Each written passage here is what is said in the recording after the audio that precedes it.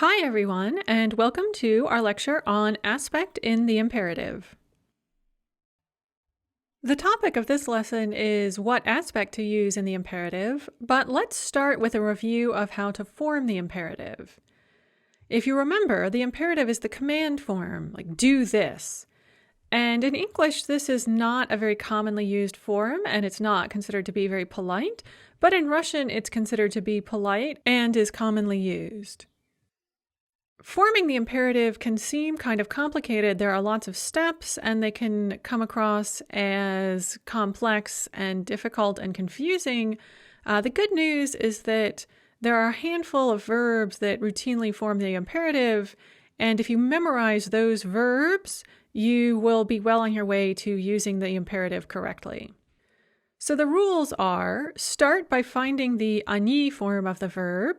So, for example, читают, приходят, or забудут. And then you remove the ending, the yut or yat, and you end up with the stem. So, for example, чита, приход, забуд. If the stem ends in a vowel, which is going to be lots and lots and lots and lots of verbs, you're going to end и краткое for the ты form, or и краткое та for the вы form. Remember, the imperative comes in two forms, the ты form and the вы form. So for a vowel stem verb like читать, and we know it's a vowel stem verb because when we take away the они form, we end up with a vowel, чита. We're going to add и краткое or и краткое тя. Читай, читайте. The same thing with, for example, all the ова verbs, so танцуй, танцуйте. Ye verbs or ya verbs, гуляй, гуляйте, болей, болейте, and so on and so forth. This is lots and lots and lots and lots of verbs. So if you are in doubt, go for this form. However, there are also many consonantal stem verbs, and it doesn't matter whether the verb is first conjugation or second conjugation. The rules are the same if it's a consonantal stem. Remember that only first conjugation verbs can be vowel stem verbs, and all second conjugation verbs are consonantal stems, and there are also some first conjugation verbs that are consonantal stems. And for forming the imperative, it doesn't matter. So we do the same thing. We find the они form, and if, once we take away the ending, we end up with a consonant cluster like законч or mulch or something like that. Or we end up with just one consonant, but the ending in the ya form of the verb. So you actually need two forms. You need the они form to get the stem and the ya form to get the stress. So if the ending in the ya form of the verb is stressed, even if it only ends in one consonant, then you're also going to add e. So either way, consonant cluster or single consonant with end stress in the ya form, you're going to add e for the ты form of the imperative and itya for the вы form of the imperative. That might sound kind of complicated, but it's just easy to remember that закончить becomes закончи, закончите, and приходить, which я прихожу, они приходят, becomes приходи, приходите. And that's not nearly as many verbs as the first group, but it's still a reasonably large number of verbs and some pretty important ones like all the конч, all the ending verbs, and verbs like приходить. If the stem ends in a consonant and it is a stem-stressed verb throughout the paradigm, so the stress is on the stem in the ya form, you're going to add mягкий знак for the ты form of the imperative and мягкий знак те for the вы form of the imperative. So, for example, забыть becomes они забудут, я забуду, они забудут, and so we take away the ut and we end up with забуд, and that becomes забудь with a мягкий знак, or забудьте for the вы form. Similarly, we have познакомиться becomes познакомься, познакомьтесь. Готовить becomes готов, готовьте, with a мягкий знак after the last consonant in the stem and then you add tia if you're forming the V form. And again, that can seem pretty complicated, but don't let it overwhelm you. Remember that most verbs are going to be of the citat form. So citat, citai, you're going to have zanimai, zanimaisia, slushai, and обращай внимание, many others like that. And just memorize a few important ones like прочитай, обращайте внимание, pay attention, слушай, слушайте, listen, just a few important ones like that. And then there are a number of important verbs that have that itia form, including приходи, приходите, which is often used in invitations, садись, садитесь, which is to say have a seat, закончи, закончите, finish, those are important. And then there's just a handful of ones of the third type, the most important being забудь, забудьте, готов, готовьте, ответь, ответьте. You form the imperative the same way regardless of aspect. So it doesn't matter whether your verb is perfective or imperfective. What matters is whether it's a vowel stem or a consonantal stem and where the stress is. And then you have to decide which form of the verb or which aspect of the verb you're going to use. And the basic rule of thumb is to use perfective verbs for one-time actions that produce a result. So for example, откройте учебники, open your textbooks.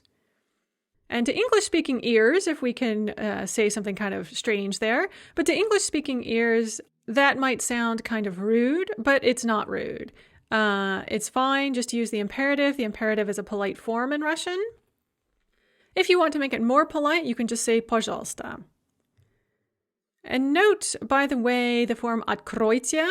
Remember that the крыть and the it verbs like закрыть, открыть, and мыть, to wash, gain an o. There's a vowel mutation, and becomes o in the conjugated form.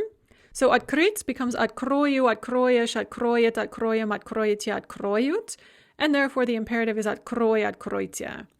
The same for закрыть becomes закрою, закроют, and therefore закрой, закройте, and also мыть, to wash. Мою, моют, therefore мой, мойте. As you can see, you'll frequently use perfective verbs, but you're even more likely to use imperfective verbs for the imperative. And if you are in doubt, my personal suggestion is to use the imperfective, because the imperfective has broader applications and is more polite, as you'll discover on the next slide. But when should we definitely use imperfective verbs? First of all, of course, if you are talking about repeated actions. For example, всегда говорите по-русски, always speak Russian. Or читайте каждый день, read every day. Just like you would use the imperfective to say «Я всегда говорю по-русски» or «Мы всегда будем говорить по-русски» or «Я читаю каждый день» or «Мы будем читать каждый день» or «Мы читали каждый день». You're going to use the imperfective in the imperative just like you would in any other form of the verb. We also use the imperfective to tell someone to keep doing something.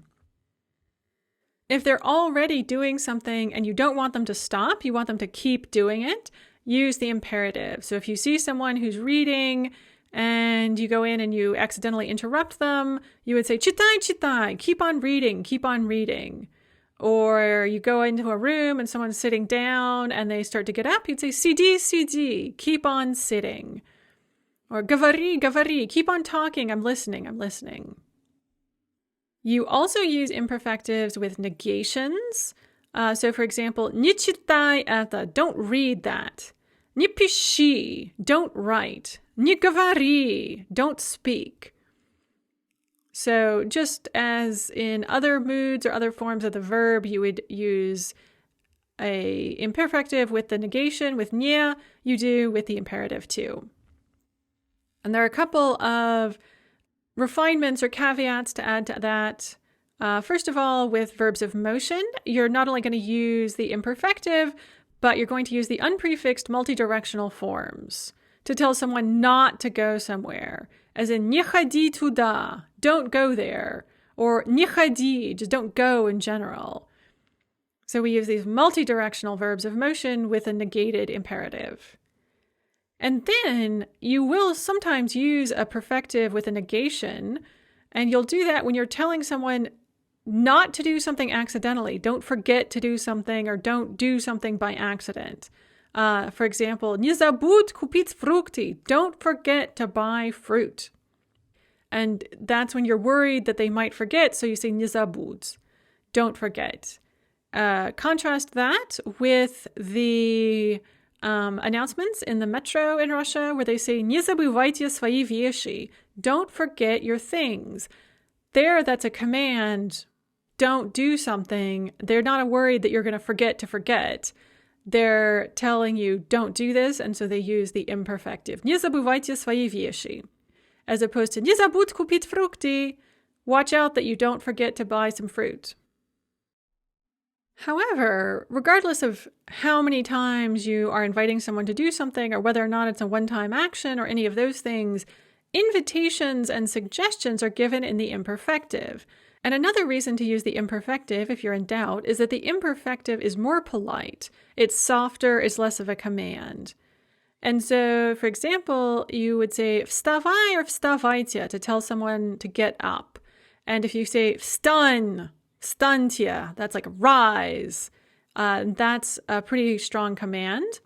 So normally you say вставай, вставайте to get up. And conversely, you say садись, садитесь to ask people to sit down.